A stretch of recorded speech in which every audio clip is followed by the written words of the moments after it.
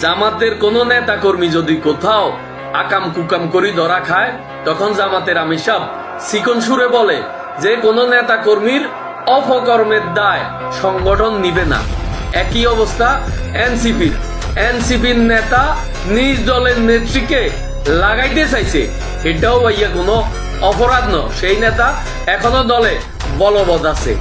তারপরে সরমনার হিসাবের মুরিদ লক্ষ্মীপুর কমলনগরে এক মাদ্রাসার স্টুডেন্টরে তার নিজ গৃহে আটকে রেখে দীর্ঘদিন দর্শন করছে, এটাও কোনো সমস্যা ন, চুপ করে হজম করছে। আর উপদেষ্টাদের কথা কি বলিউম, উপদেষ্টার পিএস শত কোটি টাকা মারি দেয়, পিএস খারাপ, উপদেষ্টা খুব ভালো। শুধুমাত্র বিএনপির বেলায় সমস্যা হয়ে গেছে। বিএনপির কোন নেতা কর্মী কোথাও কোনো অঘটন ঘটাইলে বিএনপির ফোনে যেভাবে আঙ্গুল দেওয়া যায় সবাই মিলে এই চেষ্টা করে। যারা এই চেষ্টা করেন আপনাদের দৃষ্টি আকর্ষণ করি ভাইয়া, আপনারাও যে দুধে দেওয়া তুলসী পাতা এটা কিন্তু সত্য নয়।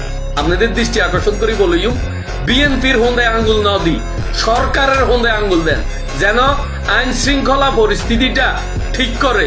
আজকে 1 বছর হয়ে গেছে দেশের মধ্যে কোন আইন শৃঙ্খলা পরিস্থিতি এখন পর্যন্ত ঠিক করতে পারে না। আজকে এই জায়গায় এই ঘটনা, কালকে সেই জায়গায় এই ঘটনা, কত রকমের ঘটনার সম্মুখীন যে আমরা হইতেছি।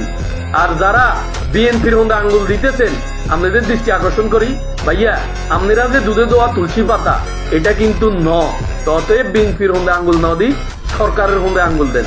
এই দায়ভার সরকারের উপরে বেশি বর্তায়।